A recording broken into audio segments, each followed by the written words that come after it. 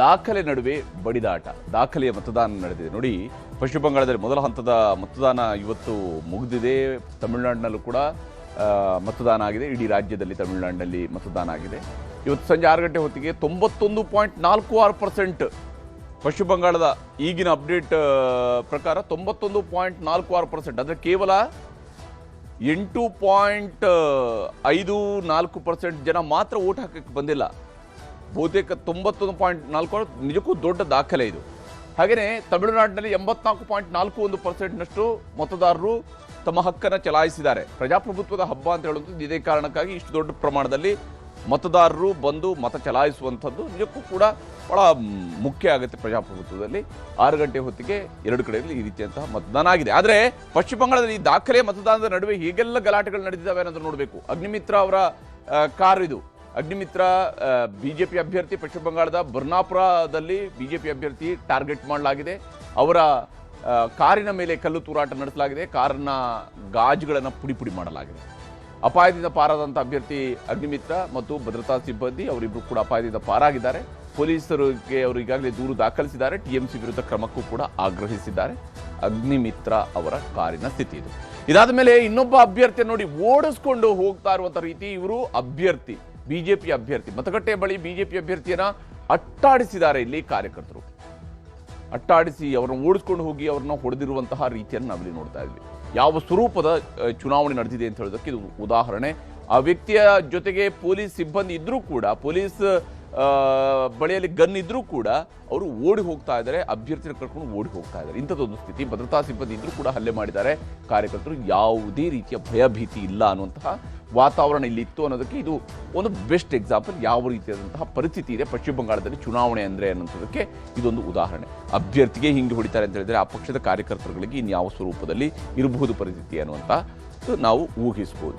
ಇನ್ನು ಎಯುಜೆಪಿ ಮತ್ತು ಟಿಎಂಸಿ ನಡುವೆಯೂ ಕೂಡ ಘರ್ಷಣೆ ನಡೆದಿದೆ. ಮುರ್ಷಿದಾಬಾದ್ನಲ್ಲಿ ಟಿಎಂಸಿ ಮತ್ತು ಎಯುಜೆಪಿ ನಡುವೆ ಘರ್ಷಣೆಯಾಗಿದೆ. ಅಲ್ಲಿ ಮತಗಟ್ಟೆಯ ಬಳಿ ಕಚ್ಚಾ ಬಾಂಬನ್ನು ದುಷ್ಕರ್ಮಿಗಳು ಎಸೆದಿದ್ದಾರೆ. ಇದಾದ ನಂತರ ಕಚ್ಚಾ ಬಾಂಬ್ ಎಸೆದ ಸ್ಥಳಕ್ಕೆ ಭೇಟಿ ನೀಡಿದ ವೇಳೆ ಈ ಒಂದು ಘರ್ಷಣೆ ನಡೆದಿದೆ.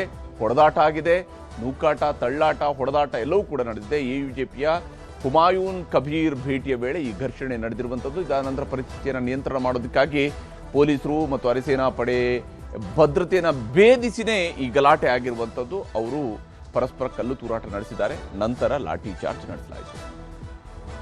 ಹೀಗೆ ಒಂದಾದ ಮೇಲೊಂದು ಘಟನೆಗಳು. ರಾಜಕೀಯ ಗಲಾಟೆಗಳು ಮಾತ್ರ ಅಲ್ಲ, ಟಿಎಂಸಿ ಆಡಳಿತ ಪಕ್ಷದ ಕ್ಯಾಂಪ್ ಮೇಲೂ ಕೂಡ ಧ್ವಂಸ ಮಾಡಿದ್ದಾರೆ. ಕ್ಯಾಂಪನ್ನು ಧ್ವಂಸ ಮಾಡಿದರೆ ಹರಿಶ್ಚಂದ್ರಪುರದಲ್ಲಿ ಟಿಎಂಸಿ ಕ್ಯಾಂಪ್ ಮೇಲೆ ದಾಳಿ ನಡೆಸಲಾಗಿದೆ. ಹಲ್ಲೆ ಮಾಡೋದಕ್ಕೆ ಯತ್ನಿಸಿದ ವ್ಯಕ್ತಿಯನ್ನು ವಶಕ್ಕೆ ಪಡೆಯಲಾಗಿದೆ. ಪೊಲೀಸರ ಮಧ್ಯಪ್ರವೇಶದ ನಂತರ ಪರಿಸ್ಥಿತಿ ನಿಯಂತ್ರಣಕ್ಕೆ ಬಂದಿದೆ. ಇದು ಟಿಎಂಸಿ ಮೇಲೆ ಆಗಿರುವಂತಹ ಅಟ್ಯಾಕ್. ಹಾಗೆಯೇ ಸಿಆರ್ಪಿಎಫ್ ಅನ್ನು ಕೂಡ ಟಾರ್ಗೆಟ್ ಮಾಡಿದ್ದಾರೆ. ದುಬ್ರಾಜ್ಪುರ್ ಕ್ಷೇತ್ರದಲ್ಲಿ ಸಿಆರ್ಪಿಎಫ್ ಸಿಬ್ಬಂದಿ ಮೇಲೂ ಕೂಡ ದಾಳಿಯನ್ನು ನಡೆಸಲಾಗಿದೆ. ಅಂದ್ರೆ ಪರಿಸ್ಥಿತಿ ಹೇಗೆ ನಡೆದಿದೆ ಅಂತ ಹೇಳಿ ಭದ್ರತೆಗೆ ನಿಯೋಜಿಸಿದಂತವರ ಮೇಲೆ ಕಲ್ಲು ತೂರಾಟವನ್ನು ನಡೆಸಲಾಗಿದೆ. ಆ ಸ್ವರೂಪದಲ್ಲಿ ಚುನಾವಣೆ ಸಂದರ್ಭದಲ್ಲಿ ಗಲಾಟೆ ನಡೆದಿದೆ. ಜನರ ಹತ್ರ ಲಾಠಿ ಬೀಸಿ ನಿಯಂತ್ರಣಕ್ಕೆ ತಂದಿದ್ದಾರೆ ಸಿಆರ್ಪಿಎಫ್ನ ಯೋಧರು. ಜನರ ಕಡೆಗೆ ಲಾಠಿ ಬೀಸಿ ನಂತರ ಪರಿಸ್ಥಿತಿಯನ್ನು ನಿಯಂತ್ರಣಕ್ಕೆ ತಂದಿದ್ದಾರೆ. ಒಂದು ರಾಜ್ಯದಲ್ಲಿ ದಾಖಲೆಯ ಮತದಾನ ನಡೆಯುವ ಸಂದರ್ಭದಲ್ಲಿ ನಡೆದಿರುವಂತಹ ಗಲಾಟೆಗಳಿವೆ. ಇದರ ನಡುವೆ ಪ್ರಧಾನಮಂತ್ರಿ ನರೇಂದ್ರ ಮೋದಿ ಅವರು ಮಾತನಾಡಿದರೆ ತೋರಿಸಿದೆ.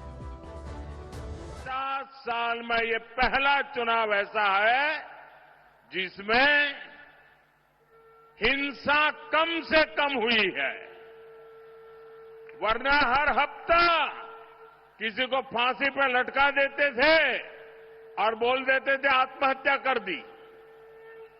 अनेक प्रकार से गुंडा राज चलता था।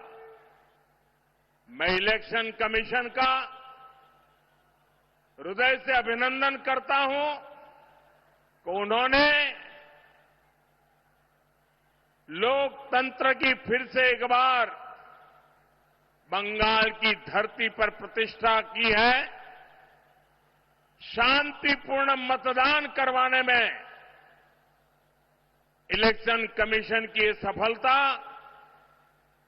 ये बहुत बड़ी सिद्धि है।